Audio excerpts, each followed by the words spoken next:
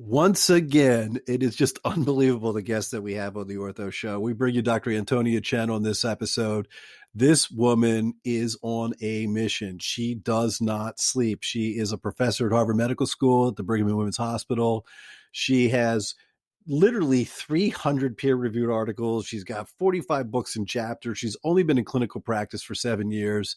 She's an outstanding surgeon and an outstanding researcher, which is so incredibly rare. She has so much energy. We laugh, we have fun. Hers is another amazing, unique story, and I know you're going to love it.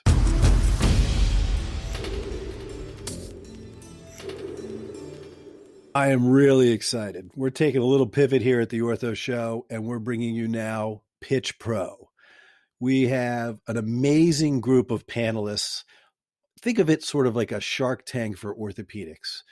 Joe Mullings, Vin Dasa, the Fro, and the bearded one, Matthew Ray Scott, on a panel where medical device and pharma companies come in to pitch their story. We listen, we talk, we provide advice, and it is a hoot. We have amazing personalities. We provide amazing counsel and advice to these groups. We are having a lot of fun. You guys are going to love it. Pitch Pro by the Ortho Show.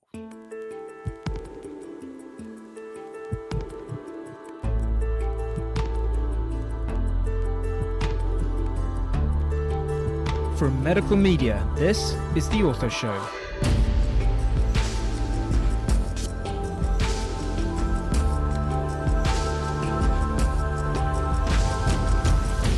Hello world, Dr. Scott Sigman, your favorite opioid-sparing orthopedic surgeon, here for another episode of the Ortho Show podcast, where we bring you the best of the best in the orthopedic world.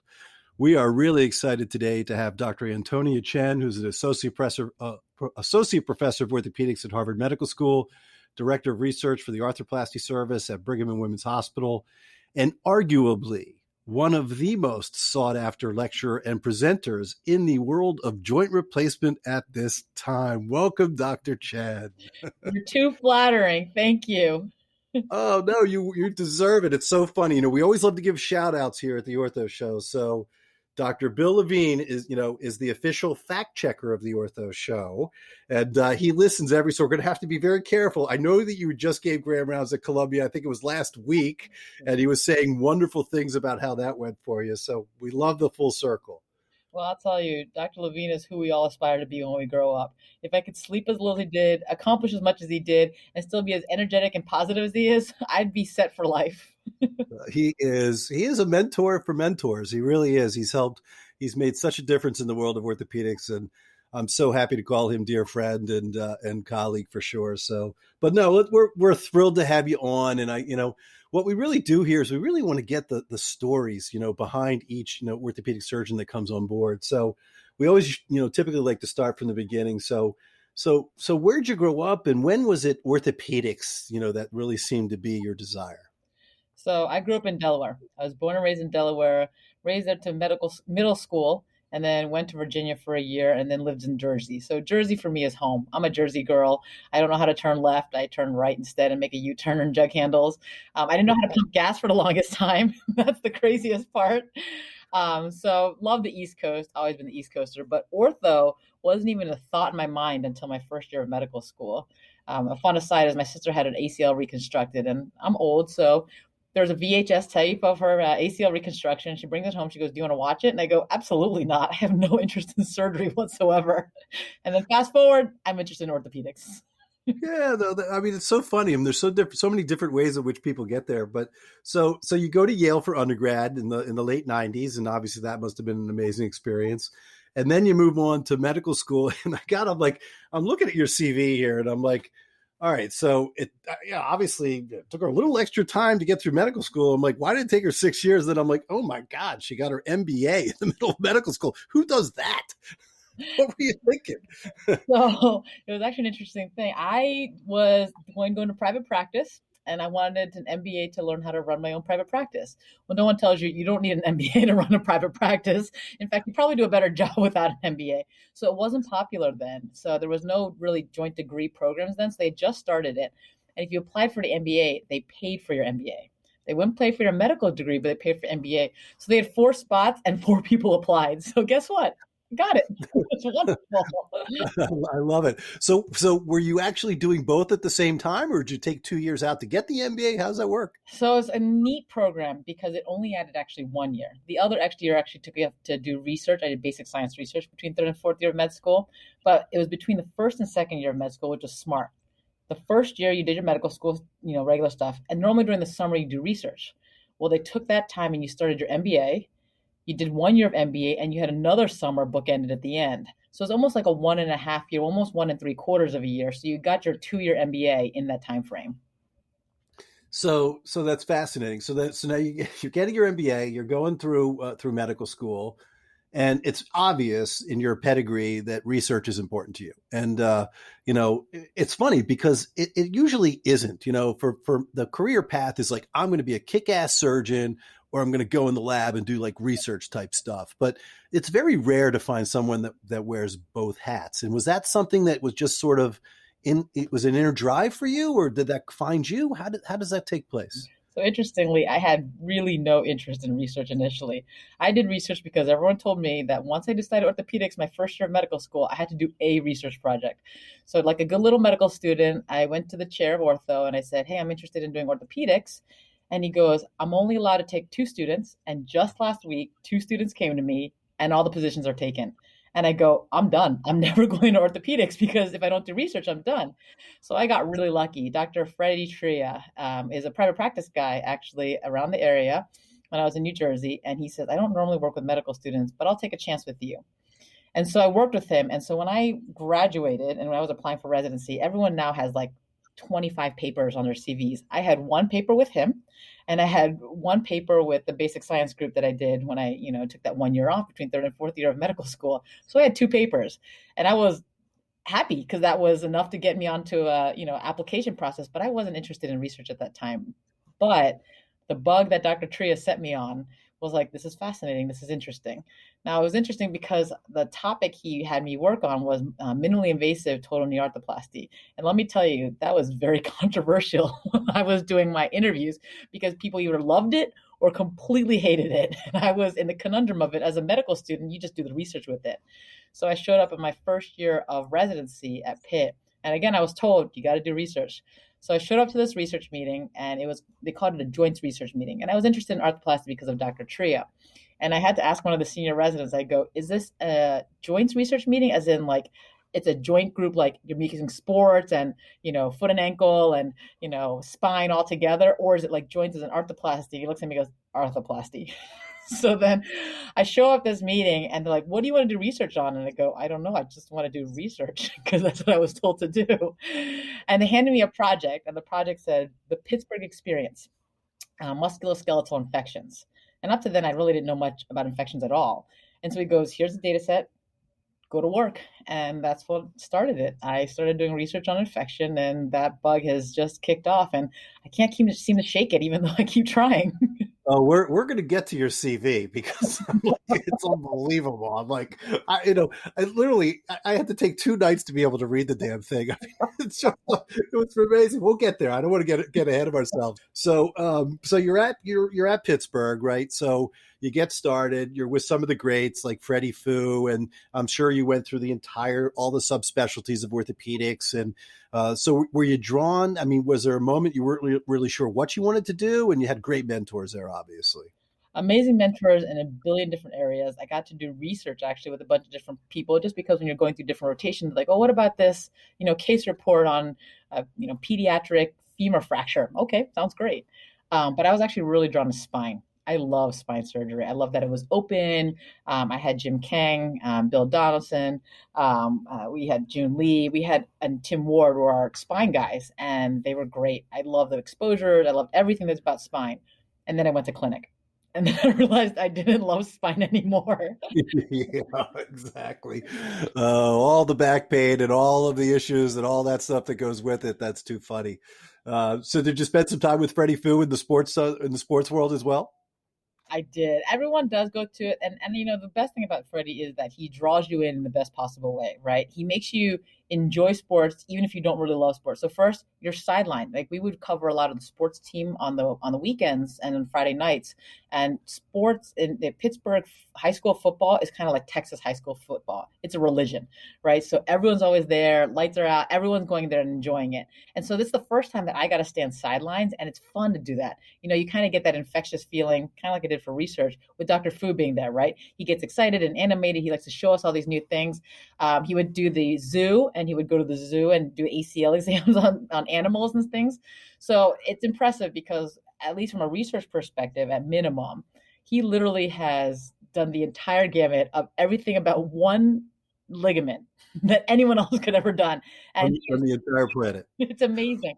So, I did a research project with him because how could you not, right? He's done research on everything. So he was a force of nature, and it kind of just like Dr. Levine, right? Those two are amazing. They don't sleep, and they answer emails before you even write the emails. So I learned a lot just from watching him and how he interacted with people, and he treated everyone with respect. He knew everyone's names. He knew the people who cleaned the ORs. He knew everyone around him, and that was really fun. So one of the rumors I've always heard is that if you went to Freddie Fu and he gave you an opinion about the ACL, one of his comments would be, "You want a second opinion? You ask Freddie Fu again." Was that real or no? Come on, you got to give it up. So that's what I heard on the interview trail. Like I had considered Pitt, and I go there, and Freddie Fu was the fastest talking Asian man I have ever met in my entire life, right? And I'm Chinese, so I know people who are Chinese. And so I'm talking to him like, oh my gosh, he's not taking a breath. But I will give him a lot of credit that he got a lot of second opinions from other people who got sent to him. So whether or not he was the second opinion of himself, his opinion was right, of course. But it was also of course. No, it's fantastic because it's so funny. I mean, I listen to you and your accomplishments, and you bring up Bill Levine and Freddie Fu, but I mean, Bill and I were co-chief residents together, and so I see so much Bill Levine in you, so I can understand why there's such a connection there for the two of you. And he was so happy for you now at the Brigham and all that you're doing. So you do this, all right. So you graduate with Freddie Fu and the crew, and then you head down to Rothman. And that's really where you start developing, you do an arthroplasty fellowship with Dick Rothman and some of the greats in the industry. That had to have been a really special year for you. It was awesome. It was something that was totally eye-opening and different on a bunch of different levels, right? I came from Pittsburgh, which is academia, which is great, but then also I'm in a private demic. Right, so you're learning how the business model of running a practice, how to manage people, seeing arthroplasty be done, at the tip top, fast and efficient, but also well done surgeries, a gamut of 20 plus arthroplasty surgeons, and everyone with different interests. So you talk about the research aspect of things. I got interested in infection as a intern. And then I met Dr. Parvizi when I was a third-year resident, when I go to the Musculoskeletal Infection Society, and it's like meeting a celebrity. You walk and you're like, oh my gosh, that's Dr. Parvizi. That's amazing. And so I remember talking, and then when I was applying for fellowship, he was like, we all want you to come to our fellowship. I'm like, you do? you don't expect that. It's like, you're just a little peon. You just want to learn from these guys. And then so I show up, and it's amazing. Dr. Parvizi would be like, what's the ESR cutoff? What's the CR? And he's, brilliant. Like Rothman basically invented everything in hip at that point in time, went from spine to hip, which is even more interesting, right? So it was the greats of the great. I learned so much from it. And again, fast efficiency, and learned arthroplasty. I still do everything I did in fellowship. Much to some people's chagrin, I'm a direct lateral supine hip surgeon, and most don't love that. But that's what I learned from fellowship, and I kept doing that when I was in practice too. So it was fantastic. I was lucky to have those mentors. I came from a smaller, joints department at Pitt, and the guys were great too. Chick Yates, Larry Crossett, and Brian Klatt. And then I'm going over to a group where it's like a billion people around, and everyone does arthroplasty in an amazing way. Yeah, I can't even imagine like running like 3 rooms and crazy number of patients. I mean, it's like, oh my God, it was really just an incredible facility. And Rothman has really grown to, worldwide recognition, and they're everywhere now. So you spend 3 years down at Rothman, and then you have your time, and then you decide you're going to spread your wings, you're going to do something different. And you're going to make your way up to Boston, where a lot of medical information gets out of Boston, but not a lot of medical information gets in. And here you are at the heart, at Harvard Medical School, the Brigham and Women's Hospital, and you're here for a couple of years now. How's Boston treating you? So we call people who stick around Boston forever and ever and ever Preparation H because that's what burns. There's a lot of around. The irony is that, I went to Yale for undergrad, so I have no Harvard gear at all whatsoever. That said, it's awesome here. It's a different world though. We're back to the pure academia, right? In a different model, but yet we're actually in a private practice model in some degrees too. So this is where everything comes full circle. The reason I'm here is because Jim Kang is a spine surgeon from Pitt, who I knew when I was a resident. I'd done some spine research and things like that, and he knew that I liked the research bug for, again, whatever reason. So he said, we're looking for someone to run our research in arthroplasty. Why don't you come on up? And so good news is I didn't burn bridges. He thought I'd still be able to do a good job. So he called me up here. And, it's one of those things where Rothman was fantastic, but it was a good way, as you said, to spread my wings. So came up here. I like it here. There's good sides and there's bad sides to it, of course. As you said, before we got on, I finished my revisions at a decent hour, so I'll take that. Today was a revision day, so I can't complain about it. The efficiency is a little bit different than Rothman. But the colleagues I work with are, again, unparalleled. It's a group that's a little bit tighter because there's less of us, which is kind of nice. Rothman's great in that there were so many people, but we were spread out to a lot of different places. I could actually see my colleagues a lot more frequently, and not just in arthroplasty, but in all other subspecialties as well, too. Jim's a fantastic leader. I torture him. I joke, I'm like, you knew me as a resident. I'm still torturing you now. I'm probably still a resident. I had the hardest time switching from calling him from Dr. Kang to Jim, and now I can call him Jim. The same thing was true with Dr. Rothman, too. When I had to go from Dr. Rothman to Dick, of all things, it was hard to transition to that. But it's good here. We get lead a research team, work with residents and fellows. It's a big residency, so it's keeps me on my toes. And let me say, sleep is optional. Yeah, no, it's funny. Our Vegas odds on you showing up today at 5:00 were about 50-50 because you told Heather, our producer, oh, yeah, it's a revision day. All right. Oh, yeah, it's a revision day at the Brigham. We're going to wind up rescheduling this one. And there you were. You showed up like 5 minutes late. I'm like, that's impressive. Very impressive. That's great. I'm in private practice just north of Boston. So we refer down there routinely, know a lot of the same people. Boston's a great medical town. There's just tremendous people here and great science that's being done and great clinical practice as well. So look, I gotta get back to your CV here because it sounds, it's like you were barely bat mitzvahed like 5 years ago. And like, you've got 270 peer-reviewed papers, 250 presentations. You've got 45 books and book chapters. And you told me like at the start of medical school, you had like 2 papers. I'm like, you have been nonstop. How do you do it? I put it mildly. I learned a lot from Freddie Fu. You have a lot of help. You cannot do it yourself. I've got good teams. I've got some of the best medical students I ever worked with, research fellows and assistants and things like that. And the cool part, the best part of all this is being able to collaborate with others. It's been really fun because I think back in the day, more research tended to be territorial, right? Like, this is my idea. I'm going to run with it. I'm not going to share. Now it's like, okay, I have this idea, but I need 1,000 patients to do the study. I'll call up a friend in another facility, like, okay, what about this? They're like, oh, let me call another friend. And we just kept doing all these kind of group activities together. And now it's not just in the US, it's international. And that's been super fun because research has become more fun and collaborative and just getting ideas across the finish line, as opposed to being like, this is my idea or taking ownership or just saying this is all about me. It's about, all right, what can we publish to make a difference for our patients? What can we study? We joke all the time as arthroplasty surgeons, why do you do this? It's not just arthroplasty surgeons, right? It's like, why do I do this? Well, because my mentor did it and my mentor's mentor did it, right? Why? Because it works, right? And it does work, but let's study it.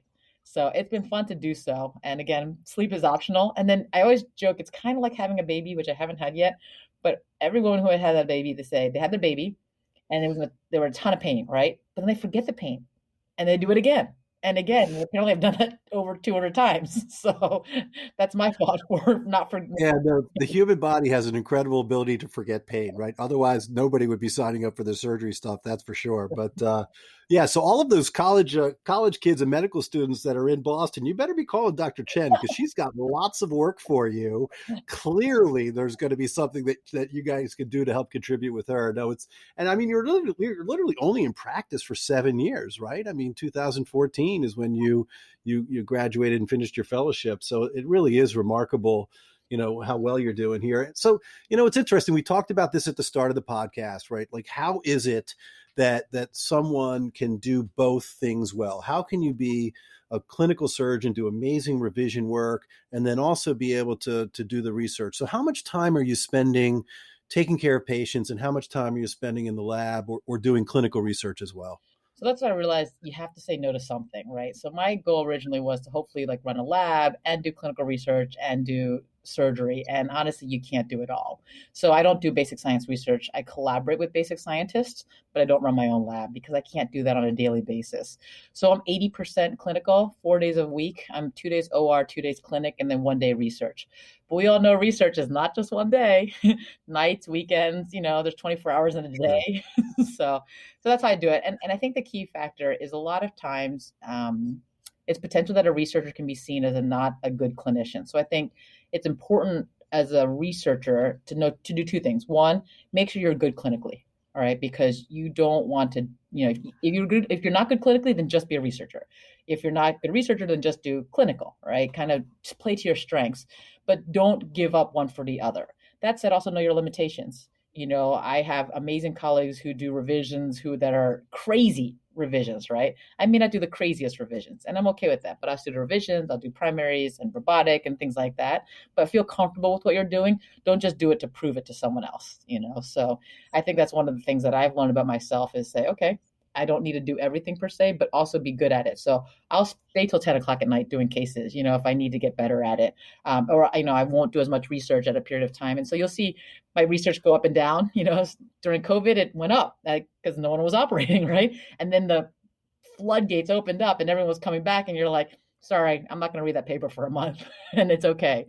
So yeah, but it seems like you've really found a real sweet spot at the Brigham. I mean, here you are in an academic setting, and obviously the mentors that helped you, now you're becoming a mentor for the younger fellows and residents and medical students, and so you can really provide that amazing clinical experience inside the operating room, all the things that you've taken, but then also be able to get involved with the research and help people with the next generation to be great as well. So I think you're in a good spot. You're doing good stuff. I think this Harvard thing is good for you. I'm really happy to hear that for you for sure.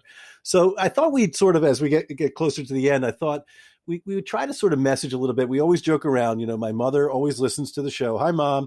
And we like to be able to describe things from our listeners that are not necessarily orthopedic surgeons about some of the cool things that are happening and things that they can understand and appreciate. So what would you say? I mean, research is obviously what you're doing as well with clinical findings, and, experience-based is great. That's how we learn residency. That's how we learn to operate. But evidence-based medicine is also so important as well. So what would you tell my mother and the patients out there that you think maybe is one or two of the most important research findings that you've found in joint replacement that affects them at a personal level as to what their outcomes perhaps might be? That's a tough one, but you already knew it was a tough one. So I'll go personal for it. I would say my biggest thing and research interest is infection, right? But not how to treat the infection, not how to diagnose an infection. If it were my mother, how to prevent them. What can I do to prevent infections? And my mom really wants to know how to prevent arthritis. And I said, that is way beyond my pay grade. But I can look at preventing infections. And one of the areas that I'm looking at right now is vitamin D. That's something that's big in the news. That's big because of COVID. So does taking vitamin D, for example, if we supplement patients before surgery, does that improve your outcomes? Does it reduce your risk of infections? Does it improve how you do? And so if we can do stuff on our own, can that make an outcome difference on our patients? And there's some things that we already know that make a difference. For example, if you stop smoking before surgery, not only does it save you money, but you can have a better outcomes and potentially a better health outcome in life later on. And we look at things like diabetes. If you control your sugars, and we're actually even looking at patients, let's say after surgery is stressful. When surgery is stressful, your sugar levels go up. If your sugar levels go up, you're increased risk of infection. So what do? You control your sugars after surgery. You eat less sugar. Now, I have to admit, if I were having surgery and I'm going to stress eat, I'm going to just eat sugar. That's all I want to do, right? I just want to put on the carbs and I just want to feel better about myself. But actually, that's the key portion where you do lean proteins and you get your body back into shape after surgery and before surgery too. So those are the kind of areas that I look at where I say, look, how can we make your outcomes better? Let's prime you so that you're better prior to surgery. And one of those areas too is also physical exercise, physical rehabilitation. We call it prehabilitation, which means before surgery, you're doing exercises so that after surgery, you're stronger. So all these things contribute to better outcomes. And it's like, what can we control? Because there's some things that are out of our control that we can't do, but we can control, and our patients can help us work on this and control that so that outcomes are better after surgery. Yeah, I mean, that's great advice, right? It's not just a hip. The hip has a head, it's got a heart, it's got, legs and stuff that go with it. So sort of that holistic approach of trying to really to think about the entire body in the process of healing both before and afterwards, I think is really sagely counsel for our mothers out there that are listening. So let's just pivot a little bit just to the surgeons, because not everybody, is a research professor at Harvard that's doing orthopedic surgery. We've got a lot of private practice people out there that are doing, a few hips and knees out there, but not necessarily crazy. But what could they do? What do you see right now in the research that's out there that are going to improve the outcomes for surgeons, for surgeons that are out there doing a modest amount of joint replacement to help their patients? So one of the areas that I've personally tapped into is robotics. And it's one of those interesting things that when I talk to a patient about robotics, they say to me, well, I don't want a robot doing a surgery. I want you doing my surgery. And I go, well, the robot's actually a tool I can use to hopefully get predictable outcomes for your surgery. And, for a surgeon who does 100, 200, 500, 1,000 joints a year, you may not need a robotic system. But a robotic system could potentially give you the data you need, or tensometers, or some sort of technology intraoperatively to hopefully give you a routinely balanced knee, a hip that's not going to dislocate. So that actually gives you more data and more information that we can't use with our own eyes. X-rays are another example of that. So any sort of intraoperative technology can sometimes be helpful if used correctly to hopefully improve our patient's outcome, because it makes the surgery more predictable. And I think as surgeons, we want to go into surgery not being stressed and come out happy with the outcome. And so using technology can actually be helpful in that way, I'd say. Yeah, we've heard a lot of that on the Ortho Show. We try to provide counsel to our listeners, and I think for sure that technology is coming. It's here. There's going to be more of it as we move forwards, and I think that's also great advice. I think that your story is phenomenal, Antonia. I mean, you're just on such a great trajectory. It's such a pleasure, and to be able to talk to unique doctors like yourself from around the world, and each one has such an incredible story. Look, you do have to sleep every once in a while. It does help to, and get some exercise. Remember, you got to heal yourself so you can heal others, all that kind of good stuff. But Do you I'm mind sure getting you to say this? Because that's exactly what she'd be saying right now. Yeah, I can tell. I mean, I'm still baffled at looking at your CV. I was still so impressed by it. You're doing really remarkable stuff on the planet that you have here with your time on the planet. We can't thank you enough for taking the time to share your unique story here on the Ortho Show. Thanks so much. I really appreciate it. And I'm going to go take a nap right now. All right, that's perfect. Make sure you hydrate too. Get some water. This is Dr. Scott Sigmund, #FollowTheFro, host of the Ortho Show. Till next time.